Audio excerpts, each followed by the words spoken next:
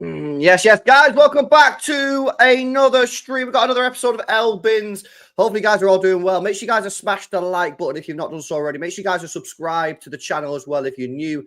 Subscribe to Nobbins as well. Great video up on his channel yesterday about City's issues, how we can resolve that, all the tactical in-depth analysis. So make sure you go check that out after this if you've not done so already. Let's have a look who we've got in the building. Built to Sebastian, Jess, Citizens Media, Moazan Deal, Harry, Mustafa, Mr. Smiley Fan, big up to Sebastian, Itchy Goat, Kieran, Frankie, Sub Hotties, Seb, AU Gaming, Nax, Herbal's in the building. Good to see you, bro. Big up to Marshy, Jordan, Osmodius, Tyrese. Good to see you, man. Make sure you guys smash the like button. Make sure you guys subscribe to the channel as well. No, Craig, no, he doesn't. The video title suggests he doesn't want a new contract. No, it doesn't. It says Rodri won't sign a contract now. Bro, what's wrong with you, man? Read what it says. It says Rodri won't sign a contract now. And that's exactly what he said, Craig. Bloody hell. Nobbins, how are you doing, bro? We lost again, 4 in a row. It's 4-peat yet again. How are you doing? I'm doing great, to be honest. I only watched the game yesterday because I was out over the weekend. How is it? I've never done that ever. What's that like? You know what's about to happen. So that is it. What's it like, bro? Oh, I thought you meant like going on a night out. I was like, you have done that before. No, I've done that a lot of times, bro. Well, it was bizarre because like it was 2-1 obviously, and it was like the last few minutes, and like De Bruyne had like a shot, like which like just like went out, and I was like, but I know he's not going to score. So yeah, I managed to suspend my disbelief a little bit, but it's sort of refreshing in a way because you can watch it, sort of having an idea of what the story is, and then deciding whether you agree with that story. So you can look out for the narrative that City fans are talking about. Yeah, exactly. And I think you can obviously like watch it a bit calmer as well because you know that you've lost. So it's like there's no point getting excited or up for it. You know it's worst case scenario. So I think from an analytical perspective, it's probably a little bit better, to be fair. I'm sure I know we'll talk about Rodri, but I'm sure we'll also talk about the game as well. Yeah, no, we'll start off with the game and then we'll come on to the Rodri situation. I don't know what the Rodri situation is, by the way. Okay. Well, we can update you on that because there has been. He did an interview last night. Let's start off with the game first of all. What was your sort of? So obviously you watched the game yesterday. So you've watched it back after it's actually been played. So you've not watched it live. So you've seen some of the narratives that some City fans have been talking about over the weekend, Saturday, Sunday. You see, maybe you watched some LB content. Maybe you've seen some of the stuff that I was saying. What was you looking for when you was watching the game? And did you see that? Was people right? Or was there other stuff that you picked up on as well? What were sort of the main things that you've seen? Yeah, so I was basically looking for what we've seen the last few games, like the game of two halves against Sporting, for example, the ridiculous awful display that we put in against Bournemouth, and basically just like the issues that we've seen across the entirety of the season. So having a really frail midfield, getting overrun, and also like individual defensive concerns, and also just not really creating anything of substance, or even if we did, not really converting that. Obviously we lost, and that's not ideal. I will say the performance was a lot better than I thought it was going to be honest, based on it wasn't a bad performance, was it? It wasn't that bad. I think I was actually really, and lots of people say it's a game of two halves. I'm going to go one step further. I thought it was a game of 3/3. I thought the first 60 minutes were actually good. I was really happy with the first 60 minutes or so. From sort of like minute 60 through to 65 to 70, I don't know what happened to Walker, but it's like brain turned off as it turned out, and he just kept making really weird errors, and I feel like that just brought panic into the team. Like we just looked really assured, and then all of a sudden Edison's distribution was shocking, and the players couldn't really get a handle on the game. Brighton came into it. Their substitutions, by the way, were fantastic. The chap they brought, thank you, Belabor, when he came on at half time, low key, maybe we should be looking to sign him in January, to be honest. João Pedro obviously also caused a nuisance. But I think what killed us ultimately was Pep subs.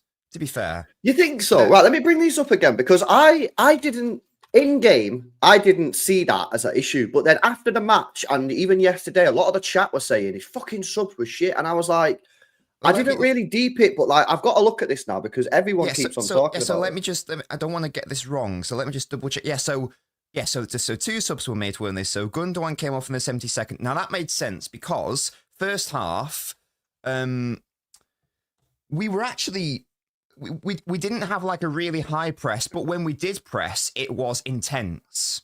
So it was actually a good press when it happened. We sort of waited for Brighton to come out a little bit. So we didn't like press them when they were in their box, for example, which I thought was good. But when they came sort of more towards our halfway line, we engaged, and I don't think they had a shot on target in that first half, for example. So do you think that first sub was okay? Because I don't see that as being a major issue. No. The first one, I think makes sense because we lost intensity. Bring on Bernardo Silva, who's obviously got more intensity than Ilkay Gundogan. I think that's an absolutely fine substitution. Okay. The insane one to me, though, is taking off Savio if in the first instance because we needed him as an outlet at that point. Yeah. But also I'm not going to go at De Bruyne because I adore him, but to bring on De Bruyne, who isn't now, he's just coming back from injury, and in general, he's older. He's clearly not got as much intensity as Savio. But then what that also did was it moved Foden, who was centrally pressing really well centrally, moved him out wide. And obviously, De Bruyne is not as good out of possession in the centre as Foden nowadays. So that just made us more frail in the midfield. And then you compound that with the frailty of like the individual defenders. Now, it's not Lewis's fault. He's not a left back. He's not even a right back, but he's not a left back. But he could have done. He should have done better for the second goal. Could have done better for the first. Walker, who I've touched on. I don't care what the fitness situation is. If you're on the bench, you can play 20 minutes. I'd have brought on like a Kanji and I'd brought on an Ake just to shore up the defence. As it was, we didn't do anything to the defence and we made the midfield frailer. And if you look back at that second goal, I mean, we just back off so much. We just allow them to play through us because, as I say, the changes meant that we just had zero midfield intensity in that respect. And then Lewis gets done a little bit. So that's. I think Pep came out and said that he made bad subs or that he got it wrong in respect to did he? I didn't see that quote. I might be wrong, but I'm sure I remember, again, seeing people on Twitter saying, even Pep accepted that he made mistakes in that game. So it wouldn't surprise me if he did say that because from my perspective, they were also errors. But in some, it actually was, I was expecting a Bournemouth game, like where we get battered and we deserve to lose.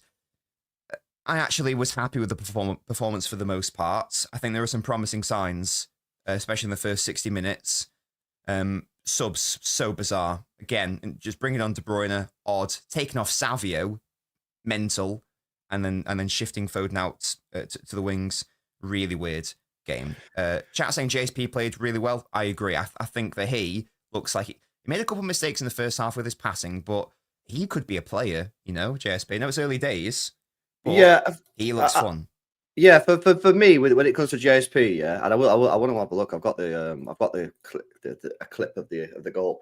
JSP looks all right. Yeah, like for me, I'm not saying he's going to be good enough for City in the future. I'm not saying he's not. I mean, it's far too early to make that decision. But I think he's done all right. Yeah, some of his loose passing in the first half was not ideal, but. He's 19 years old. He's starting the second game he's ever started in the Premier League for a City team that at the moment is seriously struggling. It's under pressure. He's playing next to Kyle Walker, who's really struggling at the moment. If we have a look at this, so this is the first goal. This is where the first goal comes from, right? So Walker. The situation the situation we've got here, right? There are so many issues here that I see, right? Number one issue, why is Bernardo right wing? Yeah, so Bernardo came on. Playing off the right. Nunes was moved centrally, wasn't he? Yeah, Nunes moves centrally. Kovacic is there. So here's the problem that I've got, right, is you got Bernardo out on the right. Don't really understand that. That would have been better off to be Savinho, yeah? You've got Nunes in the middle, who I thought, soon as Nunes moved off the left wing, was really bad. I can't lie. I'm sorry to say. I thought Nunes was poor when he got moved off of the left wing. And then these diagonal balls over the top for Walker, he struggled with all second half. Like he just could not deal with it once. And there are just so many issues there, man. And Yeah, you know what? I didn't think in game. I didn't think about. You know, it's like when you're watching the game live, like you're more sort of emotionally involved. But yeah, it was the Savio one for me. Was the I don't mind the first one. That makes sense and that's absolutely fine. But taking off Savio, who I think you've just raised a really good point there. Like Walker was getting done, but Savio's got so much pace that he can get back and help him out. Bernardo Silva's got like the engine or whatever, but he's obviously not as quick or able to support as much as Savio. So that just made our right side even weaker. And Brighton identified that as early as the second half. They're just keep switching it over to Walker's side because you can't deal with Matoma. You just can't do it. So yeah, it was mental. And first half especially was good. I thought the first half an hour were good, and then I thought the final 10, 15 minutes of the first half, they really came into the game. Then the second, I agree. Again, up until probably the 65th, 70th minute, we were fine. And then you're probably right. The more I think about it, the more I agree with you, and the more I agree with the chat. And I've got to respect the chat on that because the chat was saying there's a lot during the watch along and a lot yesterday. The subs, man, the subs defo killed us there 100%. And we can't really afford for Pep to be making errors with subs when the players are not at the or doing what we need them to do. And I agree actually with fully what you said in your video yesterday. I don't think that the players are necessarily doing anything wrong massively. I just think we're asking them to do things that they can't do, especially when it comes to the midfielders. And I've been saying this for some time. It's not like they're not trying. You know what I mean? They are trying. They're leaving everything out on the football pitch. They're doing everything that they can. But I just think the midfield, they're just being exposed game after game, and there's nothing that we can do. I know it's only 15 minutes, but that Nunes cameo in midfield was not impressive whatsoever for me. Yeah, I thought Nunes was appalling when he got moved off the left wing. He was fouling everybody. You very rarely seen him get on the ball. And I know the game was going a bit chaotic there, so it wasn't an ideal scenario for him, but he's just not that calm and influence. So, we're going back to sort of what system could we move to? And obviously I've done this on my channel. You did it a little bit yesterday on yours. About would you play Nunes in the middle with Kovacic? Potentially that's an option, but Nunes didn't really fill me with a lot of confidence when he got moved into the middle against Brighton. Yeah, well, the issue is there's no, I think we've touched on it many times now on Elbins, there is no perfect solution. Like no matter what we go with, there's going to be an issue. So if we put Nunes in the middle, it gives us the intensity, physicality, but as you mentioned, he is worse on the ball. But if we don't do that, then we've obviously seen the issues. We could play, like a 3-2, and we could have, Nunes drop alongside Kova, so he's a bit deeper, less responsibility. But then you're going to have to play a full back out a left wing, so there's obviously lots of space to cover. There is no perfect solution. I still think that my preferred solution, but even that's not ideal because it's not very strong off ball actually. So it's not even that ideal, is it? I was just going to say, it's Gvardiol doing the Stones role. But then you don't have to either drop one of Foden or De Bruyne, or you just have to accept that you're not stable off the ball. So there is no perfect solution, to be honest, outside of getting someone in Jan, but which we've spoken to death about. Yeah. So it's a conundrum Pep's got, but it looks like lots of our players have pulled out the international break, which is nice. We needed that. Like we needed a mass strike, essentially. Exactly. It was all a little strange. I had no idea what was going on last night. I was doing a stream, and it was crazy. 1 minute Jack Grealish is with England. I mean, it's a bit of a farce that he's travelled all the way down to England to be assessed, and within an hour or so, he's been released. You know what I mean? I just do not understand that. And I know people will say, the FA have to check him, but I get that with Foden. I get it with Foden because Foden's been playing. So I get why Foden went down. For Foden to go down, they've got to check him before. But for Grealish hasn't been playing football for us. So it's weird that Grealish was made to go down to England when he's not played a game for a couple of weeks. That was very, very strange. But listen, we needed it. We needed these players to pull out. Listen, the internationals at this period are a complete and utter joke anyway. But we needed these players to pull out. The full list of players now, guys, that are ruled out of the international break. And this is needed 100%. Manuel Akanji, Ruben Diaz, Nathan Ake, John Stones. Bob's obviously injured anyway. De Bruyne, who already said he wasn't going like weeks ago. Jamie Doku is now pulled out. He was the last one to pull out. Phil Foden and Grealish pulled out at the same time, and Nunes Nunes has apparently not gone or whatever. So yeah, there's a lot of players there, and I think we really, really needed this. Really, really needed this because the team, is effed in the sense that they're just knackered, mate. You can see it. You can see it. I think it's not only physical fatigue. I think they're mentally shot as well. I think a lot of these players, like Bernardo Silva, he just looks fucked, mate. Yeah, everything about that guy, is just done right now. You got to remember, these players, not all of them, but a majority of them, they play 40 to 60 games a season if you include the internationals. In fact, in some cases, maybe 65, 70 games a season, right? Including internationals for the last 4 or 5 years, right? And our title races over the last 4 years, they've been tough. It's all right when you win the title by 20 points and the last 2 months you're fucking cruising and basically you're just playing in cruise control. The last titles that we've been, every game for the last 2, 3, 4 months, we've been going into the game like high stress situation, high pressure situation. You've got to go in there and put a performance out there. You know what I mean? And we've been doing that for the last 4 years. On top of that, we're going deep in the Champions League every year, whether we get into finals, whether we're winning anything, whether we're getting knocked out in semis. I know we got knocked out in a quarter last year, but we're normally going deep. Yeah, this all mentally taxes you. And unfortunately, because we've not invested properly in the midfield, right, and other areas of the squad, these players are just effed and they're just knackered. And this is the problem with it, you know what I mean? And this is why, for me, we've got to get to January. Still in a title race. I think Liverpool's goal will be to open up a 10, 12, 13 point gap between us and them before January. And it might well happen the way we're playing in our fixtures compared to theirs. But we just got to keep trying doing what we're doing. But yeah, these players look knackered, man. They really, really do. And then you look at the summer coming up. Yeah, we've got the Club World Cup, and then we've got like 2 or 3 weeks off, and then you're back in it again. So don't expect next year to get any easier. If anything, it's going to be even harder. This is why this major refresh of the squad that for me needs to start in January and then continue in the summer. And not over exaggerating. These players are knackered, and this is why I don't really want to criticize them too much because they put it all on the line for the last 4 or 5 years. Some of them even longer.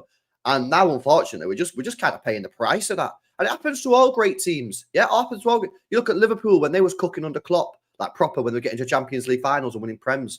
The team ended up dying a little bit, and they struggled last year. You've seen it, that they went knackered. United teams over the years under Fergie had to rebuild.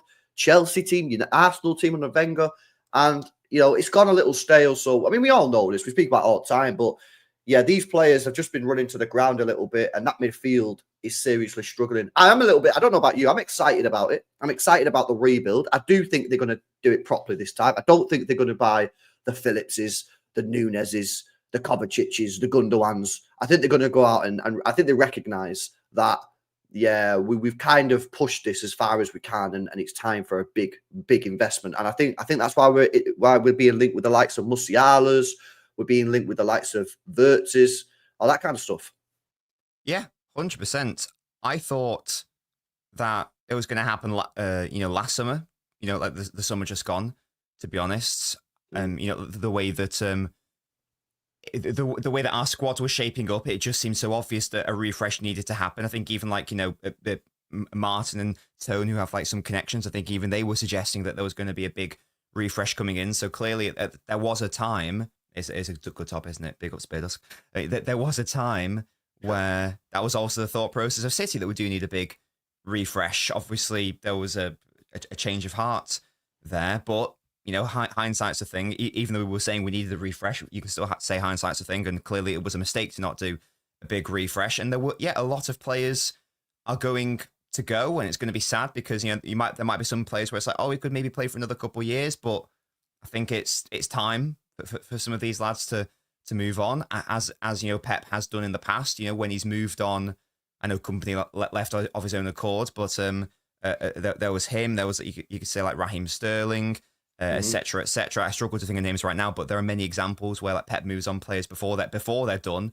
I'm looking at players like Walker. I'm questioning, players like Grealish, John Stones, maybe Nunes, maybe Kovacic, maybe Gundogan, maybe Ake. There are big question marks about. I mean, that's just like 7 off. That's some of them are maybes, but that's 7 players already, which could, in theory, move on or might need to be moved on. So, yeah, big refresh needed. Hopefully, we'll do City a world of good. I would love Pep to stay a season. Sorry, De Bruyne going as well. I would love him to stay at least a season, so he can at least oversee the shift from pre to post mass change, just so there's some continuity there. I think that would be ideal. And yeah, I'm confident we will do that. I don't see why we wouldn't. It's not like we're owned by the Glazers. It's not like Fergie leaving in 2013 because where like he left a squad which was on its last legs, and the Glazers didn't really care about revitalizing the squad. Like, as far as I'm aware, our owners do care about that. So I'd like to think that they will go out and they'll get it right and they'll make the correct decisions. I say, hopefully Pep will help oversee that. And these, you got to remember, these people as well, they reflect a lot on what's gone on. And I think they'll reflect on the midfield and the signings that they've made. And I think they'll know that they've kind of fucked it up a little bit. So yeah, I think they'll rectify it. And I think we're in for a really, really big summer. Obviously 115 pending. I want to speak about Rodri. Big up to Al, says Bernardo is playing with injections in his leg. So a few of them. Yeah, some of them are playing like that. You can see, you watch how they play, mate. Like, they just look knackered. They don't look right. So yeah, hopefully this 2-week break, they can all chill out. They can all relax. Is he gone, Bernardo? Is he with Spain? Has he been in Portugal? I think has he not? Was he not on the list of pullouts? I don't think he was on the list, was he? Let's have a look. I thought he was. No, he's not on the list. He's going. Oh. But obviously Gundogan, he's not gone. So he's another one that's obviously, because he's retired, so he won't be gone. It'll be Kovacic. Yeah, Kovacic is obviously gone, which is disappointing, really, because Kovacic has probably been one of our best midfielders this year and actually played quite well. But yeah, no, it doesn't surprise me. That doesn't surprise me one little bit. Big up to Crystal B as well, says Pep never been at a club long enough to do a rebuild. Well, he's already done a rebuild, though. He's already rebuilt. If you think back to the Centurions team, it's completely different. Who's left in that Centurions team? You've got Edison, Stones, Kevin, who never plays anyway. De Bruyne. I think that's it. That's it. So there's only 4 players. Foden played 5 games that season, so that doesn't count. Exactly. So yeah, he's already done a rebuild. He's already done one, and it was a successful one because he won the treble, bro. So let's see if we can do another one. Right, let's get on to the Rodri situation. I'll bring up the other chat in just a second, mate, because we're on this situation right now. So Rodri did an interview yesterday, which was quite interesting, and he's been speaking about a number of things. The first thing that I want to speak to you about is his injury recovery time, and because this guy reckons that he's going to be playing this season. Now, don't get too excited. He's not going to be playing Premier League, but he said this. He said, now the seasons are longer. The Club World Cup ends on July 13th. I have in my mind to play this season. I've already started walking and I'm feeling better than I thought. Now, I did not expect to see this. I can't lie. I did not expect to see this. I think it's highly ambitious. However, sometimes in life, you've got to have a bit of ambition. You've got to have a bit of goal to drive you. But I would be very, very surprised to see this guy play in the Club World Cup. Yeah. What I'd say on that, Rodri, is chill. I don't want you to play a minute of the Club World Cup. I don't care about that competition, to be honest. Don't waste your time. Get better and come back and rest up in July and just be okay for August. That's all we need. Do not rush back. I don't want to see you play a minute of the Club World Cup. I would like you to, sort of like first 3 games of the Premier League season, maybe you could make a halftime appearance in one of those games or something. That's what I'm after. It's a lovely idea. It's a lovely aim to have. But no, just chill on it. We don't need you to play in the Club World Cup. It's fine. It's fine. Yeah. But that's really good news, because people were saying that he might not even play until 2026. Some people were saying. So the fact when I said 2026, I was saying I don't think you're going to see his best until 2026. Because I thought. Go on. No. Oh, I'll go. Yeah, no, because I've got him back like August, September. Yeah, but for me, I'm not expecting to see Rodri at his best until January 2026. Fairs. So I'm going to see him next year. But like, bro, if he's not kicked a ball for a year, like, can I really expect him to be decent in August, September, October? Probably not. So I'm sort of looking at like November, December, January as like worst case scenario. We ain't going to see him at his best until January. No, that's fair. I was just going to say it because people said it wasn't just an ACL, it was also an MCL. So people were like, it's going to take even longer than usual or something. So the fact that he's saying he could be ready in July is amazing, obviously. I just don't want to rush him back. That would be 9 months and 21 days from the injury. He got injured on the 22nd of September. The final's on the 13th of July. So then that means if he comes back for the final, he would have been out for 9 months, 21 days. So to be fair, he probably is. He probably will be.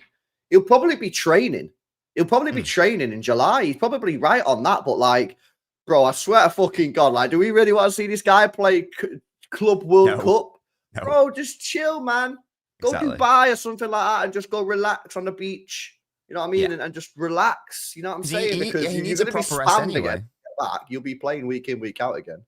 Yeah, he needs a proper rest, like, because he's not even really getting a proper rest right now because he'll be doing loads of physio and recovery and all that stuff and like mentally be locked in trying to get back to full business. So give him all of July off if need be. Just like go on holiday, chill out. You know, you've done your recovery. That's lovely. Stay fit or whatever. Obviously, we'll see you in August. We'll see you in September. Properly. Yeah. I mean, fair play. Really happy for him. Obviously, that he's back quicker than we suspected. Yeah, no, 100%. Harry says in sports physio, he says it's normally 6 weeks post ACL surgery to be walking with no crutches. So that's about right then, isn't it? That's about right. So what date are we on? 12th of November.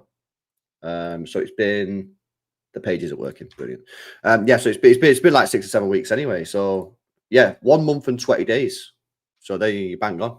So it's not normal. Herbal says, who says anything about rushing? We fans have just taken it for granted. He'll be out for a year. That's not how injuries work. Not even an ACL, says Herbal. Mikey says, don't risk it and rush back. It's a bad sign he wants to play this season, says Mikey. Tyler. It's a good sign he wants to play. Yeah, you just don't play him. Exactly, yeah. Not for me anyway. I don't play him in that Club World Cup, guys, personally. Yeah. Unless he's like legit. Like if he's obviously been training and he's like fully legitimately like okay, and like all the doctors are like, yeah, he's fine, like he's recovered now. Then like maybe I give him 20 minutes or 10 minutes at the end of the game. But like if there's any doubt whatsoever that he's not fully recovered. Because the thing is as well, yeah. And I don't know if Harry in the chat, the sports physio, let me know if I'm right here or whether this is kind of waffle. But if you're not exercising for a year because you can't really exercise because of your knee, yeah, then even though your ACL is recovered when he comes back, some of his other muscles and some of his other joints might have weakened. So then what happens is you might come back, my ACL's fine, so I'm going to play. Next thing, he's pulled a hamstring. Why? Because his hamstring is weakened. Compensating. It's compensating. So what you might have to do is, when he comes back, it's not just as simple as, his ACL's recovered, get back on a pitch. No. You have to manage the minutes. You have to slow him into the game. He has to get in the gym. He's probably going to have to do more gym work than he's ever done to strengthen his joints, to strengthen his muscles, all that kind of shit. Otherwise, he'll just come back and start pulling hamstrings every week. His hamstrings are not used to it. So, I don't know, man. Like that sounds like waffle, sounds like bro science, but it sounds legit, innit? I watched Sam Sulek. Relax. You know what I mean? Calm the freak down, bro. I think you're right, definitely. Yeah, it confirms I'm legit. There you go. LB Sports Scientist, Sport Physio. You know what I mean? I know what I'm talking about. Love to see it. Big up to Al that is no ape. I don't know what that means. No ape, no player. Maybe no player will sign an extension until 115 has been sorted out. Are you a little bit worried about the Man City contract situation, bro? Because if you actually look at our squad, right, and our contract situation, it's getting into territory which is a little bit, this is not ideal. I always say you don't want to let players get down to 2 years because as soon as they get down to 2 years, the power shifts from the club to the player, right? Yeah. Look at these contracts. So this middle tab here, guys. Yeah, this middle tab here, yeah. Ignore the pretty woman and the man in the pool. Yeah, that's irrelevant. Yeah, they want to try me buy a holiday. I'm not buying a holiday.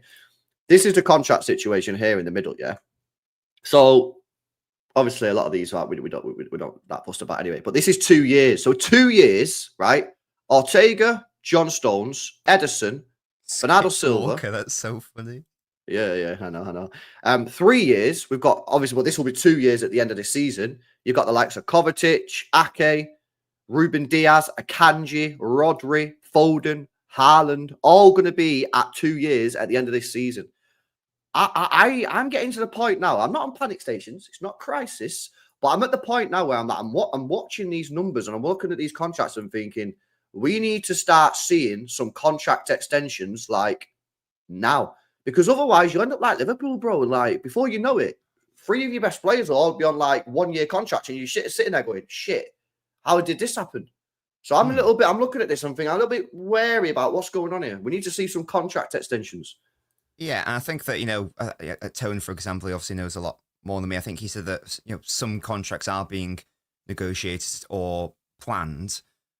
To be fair, most of those players that we listed there were players I listed earlier when I said, look, we might need to move on these players. There's only a few there where I look at them and go, oh, we need to tie them down ASAP. Those players, being Ruben Diaz, Foden, Edison, Haaland. But outside that, most of those names that you just listed, I'm looking at them as potential, do we need to move them on sort of things? Again, we just discussed earlier how we need a big refresh. So I don't know if sorry, can you bring up the list one more time, please? I can indeed. Is that okay? Here you go. Just so I can see. Yeah, so it's a Gundogan, for example. Like I wouldn't care that much if he left in the summer because he's supposed to be a short-term one anyway. De Bruyne, I would be devastated if De Bruyne left, but it seems like he's going to go. Yeah, Ortega seems out, Walker out. Stones, we've discussed. Edison's a massive one. Again, Cove, I'm like, I like Ake and Grealish, obviously, but again, looking like Diaz is another one where like needs to. Probably maybe a Kanji as well. Obviously, Rodri, Foden, Haaland. But they're 2027 in fairness. But as I said, it's still 2 years. So there's a few there where I'm like, yeah, we need to lock them in ASAP. That those being Rodri, Haaland, Foden, and then Edison or another one I missed. But quite a lot there. I'm looking at, you're probably going to move on anyway. So I think it's probably about right, to be fair. Hopefully we see maybe a couple end of this season, sorry. Or rather before the end of the season. That would be nice. I was just also going to say that a lot of them might be waiting on the Pep situation as well. I know that's why we need it. That's another reason why we need Pep to hurry up and make a decision. Man. Yes. Because for me, bro, this is just not helpful for anything, is it? Like, there's nothing that you can tell me and say, yeah, this is a good reason why he's not. No, there's no good reason. It doesn't help the players right now in terms of playing. It doesn't help the fans because we're all like, what the fuck is going on? Probably doesn't help the club because they need to know what's going on. They need to start talking to managers. And yeah, the players in terms of contract situation, some of these players might be like, well, let me see what Pep means. Yeah, transfer targets as well. On Rodri, by the way, this is what he said in the interview. They asked him about his contract. So the news that we got was that Rodri was offered a new contract, a big contract. Craig, I don't know if you've got the news on that. You did put it in before. I was meant to star it, but I forgot to do it. He got offered a new contract. He's not signed it, obviously. And this is what he said in the interview. They asked him about it. He said, I want to recover.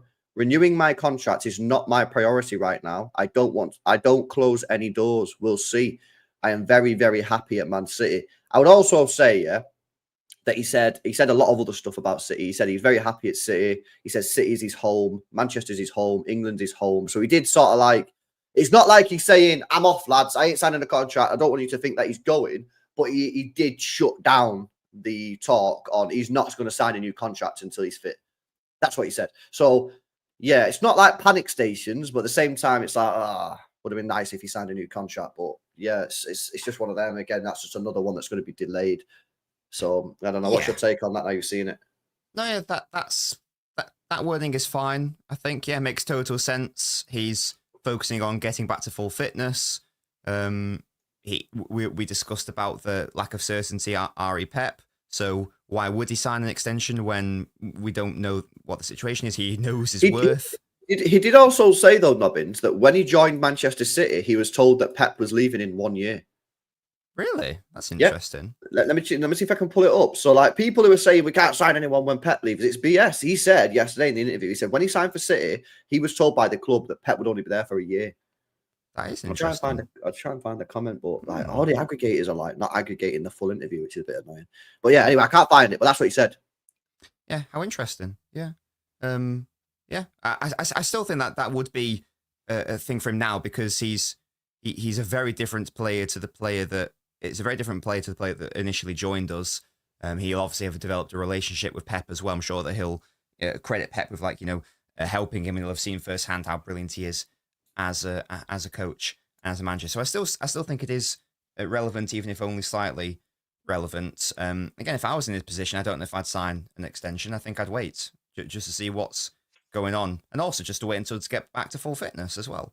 In fairness, because and you've got the 115 situation, which I know people don't like speaking about. No, of course. But like that is a thing. Like I don't know, so you're like, we're gonna get knocked out. Don't worry, like we're innocent. But like, why would you risk it? Like I wouldn't risk it. This is the thing, right? If you're a football player at City right now, yeah, you have no idea what's going on with Pep. Let's just assume you've got no idea. Let's assume that he's still not made a decision. You've got no idea what's going on with Pep Guardiola, right? You've got no idea what's going to happen with the 115 situation. Right, you're then looking around at other players like Haaland, what's he doing? Rodri, what's he doing? Foden, what's he like? You're looking at these situations and going, well, why would I sign a new contract? Unless you're on like a shit wage. Say you're on 40 grand, yeah? Say you're Oscar Bob, right? You're on 40 grand and say you're like 200 grand. Then obviously you're going to do it, yeah, because that's huge. But like, if you're just on a normal wage anyway, like 150k, and City are offering you 275, why would you? So you just be like, I'll just wait for a bit. I'll just wait a couple of months, see what happens with Pep, see what happens with the 115, and then I'll sign a contract. So that doesn't help either, and that's another reason why I think that the club's in a bit of a difficult situation right now, because there's just so much going on at the moment in the football club, like with the 115, the Pep, the Kevin De Bruyne, all the players that are out of contracts, like transfers, like there's just so much shit going on, and it doesn't make for a healthy footballing environment. You know what I mean?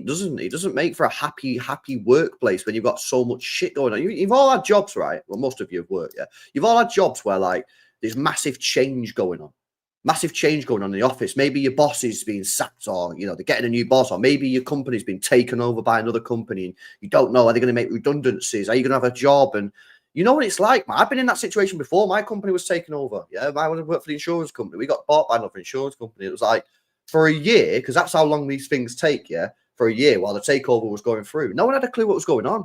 No one had a clue if we was going to have a job. No one had a clue, like, what the working processes were going to be, whether we'd be working in the office, whether we'd be working from home, who's going to be our manager. Like I say, whether we was even going to have a job. I'm like, bro, that whole year was just shit, because, like, no, everyone drops off as well, by the way, because everyone's like, well, fucking, now we're even gonna have a job. So like, people stop working as hard as they was doing before, because like people don't know what's going on and they don't have security. And I'm not saying it's exactly the same, but I'm just trying to offer some insight into when there's uncertainty. And I know a lot of people would have been in the same situation. When you have uncertainty at work, and football is a workplace, yeah, shit happens, man. So that is the situation we're in.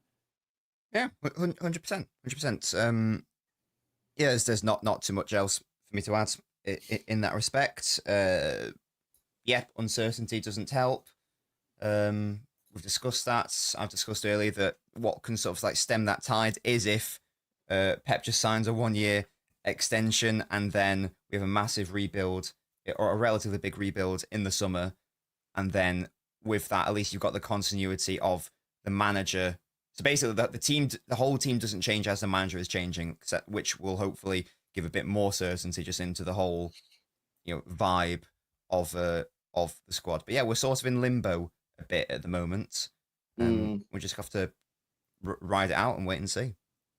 Yeah, no, 100%. Jess says apparently Karl and Pep have scheduled time to sit and talk, and lunch to talk contracts, says Jess. Yeah, I did see that. I said that apparently it's meant to be happening this month. Listen, for me personally, yeah, I think we need a decision on this Pep thing this international break. I think we need to be told. Otherwise, like, there's not another break now until March.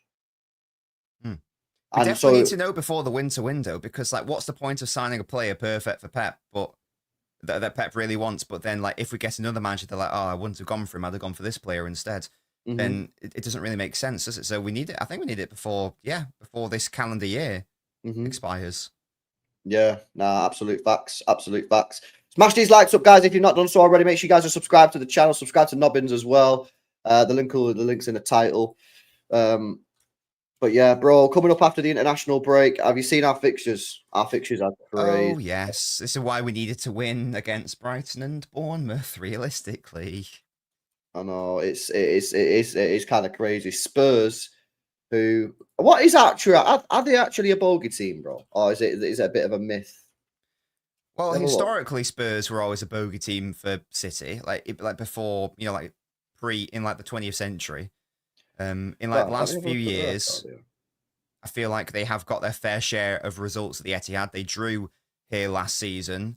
I know that they beat us a couple seasons ago. I've checked it here, bro. Last 10 games, we've won 5, lost 4, drawn 1. That's a bad record, then, isn't it? You're only winning half the time. That's a bad it's record. Not ideal. It's not ideal, especially when you consider 2 of our wins have come in cup matches. Yeah, that's shit, then, isn't it? Really, that's not ideal. Not ideal. A team like City has a 50% win ratio in the last 10 games. That's objectively bad. Yeah, and by the way, if you extend it to 13, add 2 more losses and another draw. right. Yeah. So I just did the last 10 because it's 10. Yeah. If you add it, if you add the extra 3 in, it gets even worse.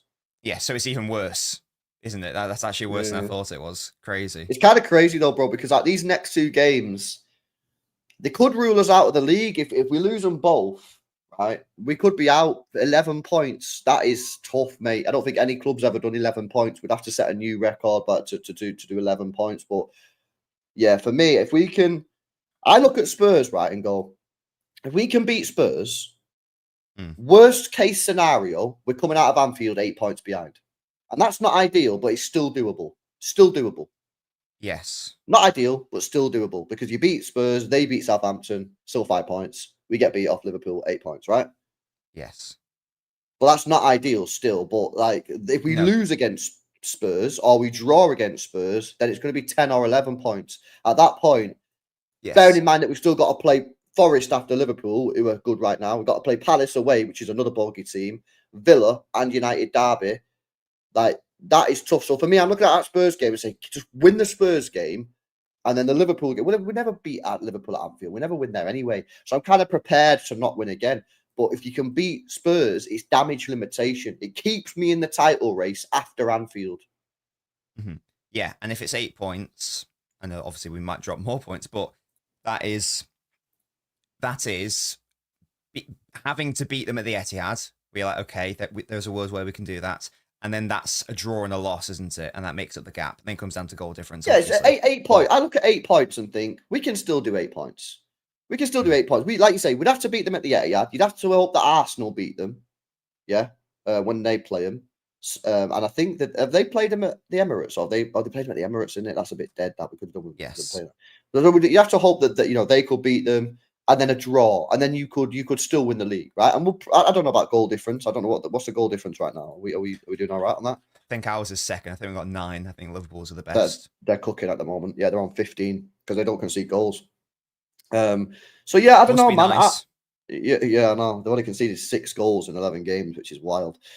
Yeah, and the Kanate and Van Dijk just look insane right now. But yeah, for me, I just look at this Spurs game and think if you beat Spurs, I think that damage limits the damage that can happen at Anfield. Yeah, because no one's really confident for Anfield. Let's be honest. Come out there 8 points above them.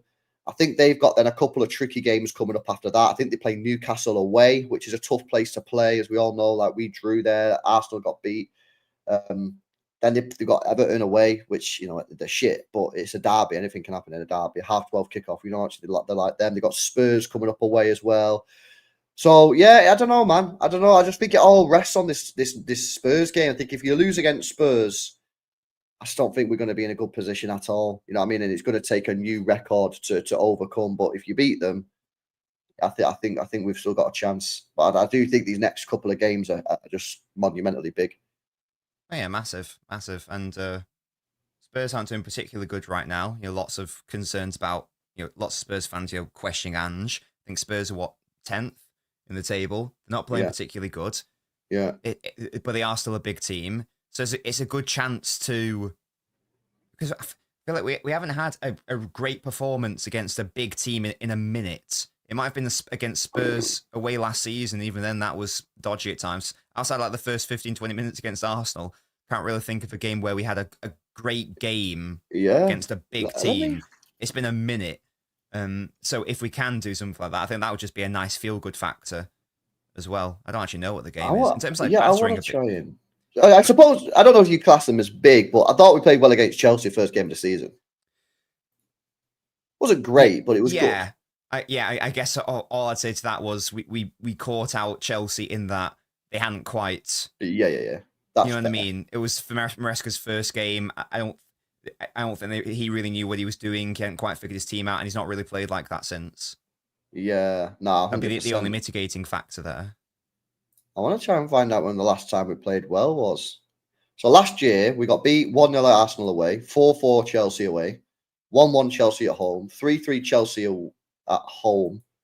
We didn't actually play badly in that game, you know. That Spurs game. They got fucking so lucky with their goals. Like that was a very frustrating game. Yeah, we should have won that game. Like we should have scored 5 goals that day. Bro, yeah. We actually played all right in that game. Liverpool at home 1-1. Again, we played all right. I remember the game. We just didn't kill them. And then Trent scored another good goal. 1-1 away. We played really well first half at Liverpool at Anfield, and then we just decided to give a penalty away seconds after the second half, and we crumbled. United away 3-0. Don't actually remember that. Aren't they? Yeah, they're United, and then 3-1 at home.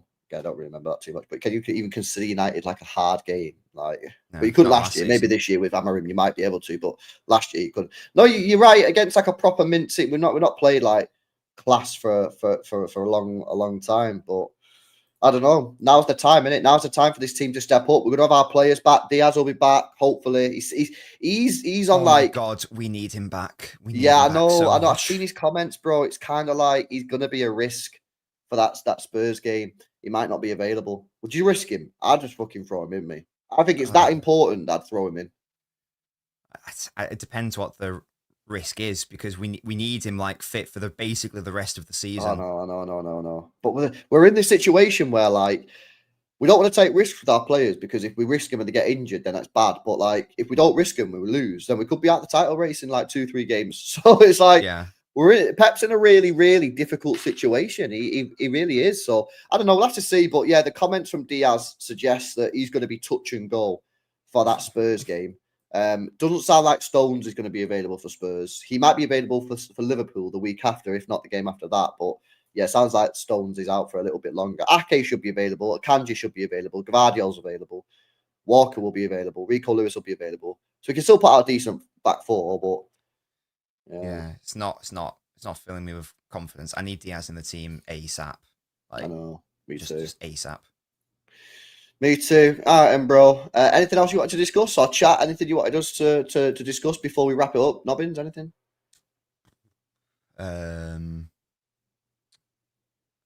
What else? Should have scored more goals in the first half against Brighton. Holland hit the post. Well, okay. One positive that I've taken from the last few games. Yep. Our set pieces. Oh my God. Yes. Finally. Have gotten so much better. When Foden takes them. When Foden takes our set pieces, we actually take a good corner for the first time in 30 years. I've watched this football club and actually enjoy getting corners when Foden's on them. And also free kicks from our left side. Like I know it bobbled up and like Holland still got a shot off very well, but you know that's a positive, because at the start of the season we were all rightly saying we are so dusty and dead on set pieces. We can't put a decent ball in. Now every single time we've got a corner on that right side, so a left footer and swinger from Foden, it's cash money. There's nearly a good chance basically every single time. So shout out to City for remedying that. No, not shouting them out, bro. It took them 30 fucking years. I ain't shouting them out, mate. Yeah, it's about time. They've stumbled on it. Well done for doing the bare minimum then. How about that? Bro, I've been saying for years, just get the ball in the box, man. I've been saying for years, they do all this nonsense, passing the ball out, doing this short passing and all that kind of crap, and then we end up, we're more of a danger to ourselves on corners and set pieces, than we are to the opposition, right?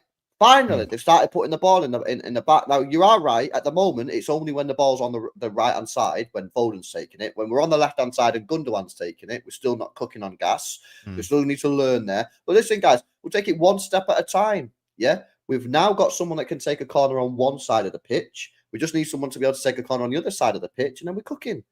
Yeah, exactly. So that was a positive that I took from the Brighton game, because, again, we should have had another goal from a corner there, but Holland sadly wasn't able to convert. So that was a nice little positive.